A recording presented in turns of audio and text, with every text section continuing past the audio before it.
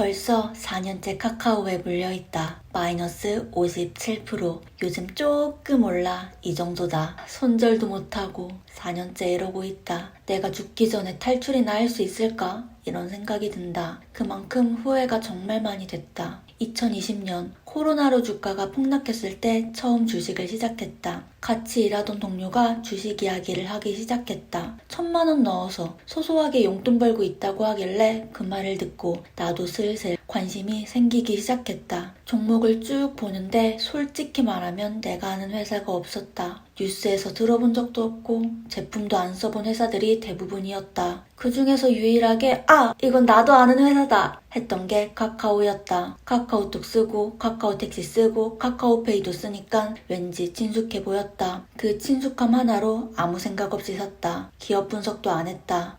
ROI 뭔지도 몰랐다. 카카오 정도면 괜찮겠지. 이런 막연한 믿음만 있었다. 그런데 한두 달이 지나서 보니까 플러스 100만 원이 되어 있었다. 정말 너무 신기했다. 내 인생에 이런 식으로 돈이 생긴다는 경험을 해본 적이 없었다. 아무것도 안 했는데 돈이 늘어있는 기분, 그 달콤함이 나를 완전 속였다. 그리고 이게 문제의 시작이었다. 나는 그때부터 주식은 사기만 하면 오르는구나 이렇게 착각하기 시작했다. 이게 바로 초심자의 행운이었다는 걸 지금은 너무 잘 안다. 어떤 분야에 막 입문한 초보자가 일반적인 확률 이상의 성공을 거두는 기묘한 행운. 이게 내가 겪은 첫 번째 주식 경험이다. 그리고 나 재능 있나? 이런 말도 안 되는 자신감이 생겼다. 그때 그 100만 원이 내 판단력을 완전히 망가뜨렸다. 이후 카카오가 떨어졌을 때 무지성으로 카카오를 줍기 시작했다. 아니 카카오가 망할 일이 뭐가 있어. 다시 오르지. 오르면 또 수익 나겠지. 이런 말도 안 되는 확신이 아무 근거도 없는 희망회로였다는 걸 정말 오랫동안 몰랐다.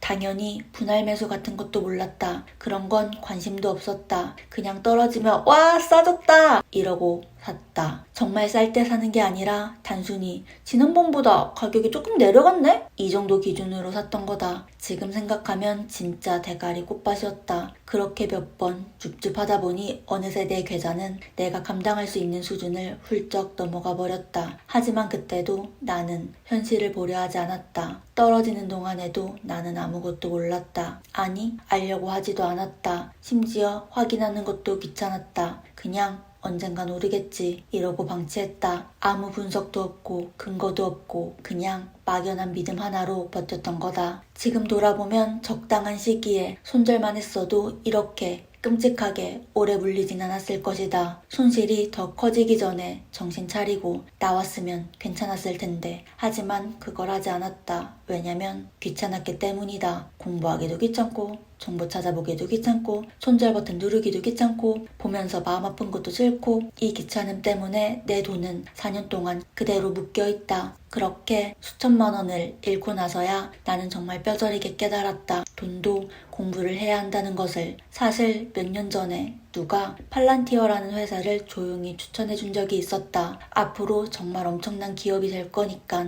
미리 눈여겨보라고 했다. 하지만 나는 그걸 흘려들었다. 내가 그 말을 듣고 팔란티어를 검색해보긴 했다. 근데 내가 보기엔 정보도 별로 없고 뭐하는 회사인지도 모르겠고 이름도 뭔가 이상해 보였다. 조금이라도 깊게 파봤으면 몰라도 그냥 대충 보다가 에이 잘 모르겠다 하고 넘겨버렸다. 지금 생각하면 진짜 멍청했다. 눈앞에 떨어진 기회를 내가 직접 걷어찼으니 그게 좋은 정보인지 아닌지를 판단할 수 있는 눈 자체가 없었다. 금덩이가 눈앞에 있어도 그게 금인지 돌인지 구별도 못하던 상태였던 거다. 그렇게 수천만 원을 잃고 나서야 이제라도 제대로 공부해야겠다는 생각이 들었다. 그래서 요즘은 클래스 101에서 부동산, 주식 관련 강의를 조금씩 듣기 시작했다. 사실 어떤 강의가 좋은지 뭘 들어야 하는지 나는 전혀 몰랐다. 그만큼 기본기가 없었다는 뜻이다. 그래서 일단 클래스 101에서 금융, 재테크 분야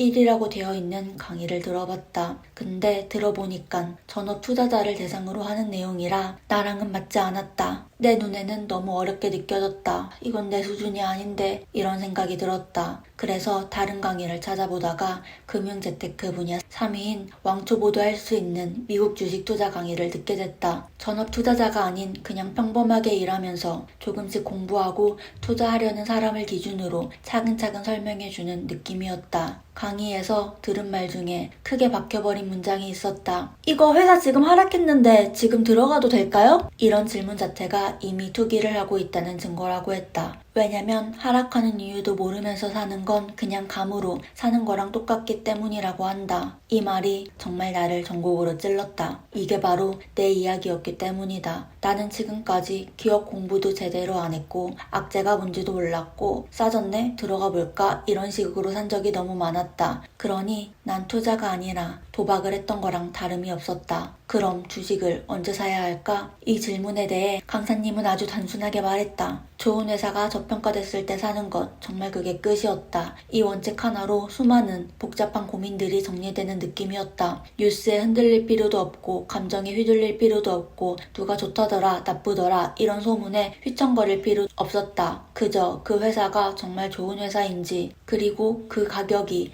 회사 가치에 비해 싸게 형성되어 있는지 이 두 가지만 보면 되는 거였다. 근데 나는 이 기본적인 원칙조차 지금까지 단 한 번도 고려해본 적이 없었다. 그러니 결과가 안 좋을 수밖에 없었다. 그렇다면 저평가된 좋은 회사는 어떻게 고를까? 강의에서는 그 방법도 아주 친절하게 알려주셨다. 바로 적정 주가를 직접 계산해보는 것. 그리고 이걸 위해 가장 기본이 되는 ROI 같은 투자 지표를 기초부터 설명해 주셨다. 초등학생도 이해할 수 있을 만큼 너무 쉬운 예시로 설명해 주셨다. 그럼 주식은 언제 팔아야 할까? 이 부분도 명확하게 세 가지로 정리됐다. 첫 번째, 내 판단이 틀렸다고 느꼈을 때. 두 번째, 내가 생각했던 만큼 주가가 올랐을 때. 세 번째, 경제, 정치적 문제로 상황이 안 좋아졌을 때. 이렇게 깔끔하게 정리해 주시는 걸 듣고 나는 솔직히 좀 충격을 받았다. 그동안 나는 언제 팔아야 되지? 지금인가? 좀 더 기다려야 하나? 이렇게 감으로만 고민했다. 근데 매도 기준이라는 것도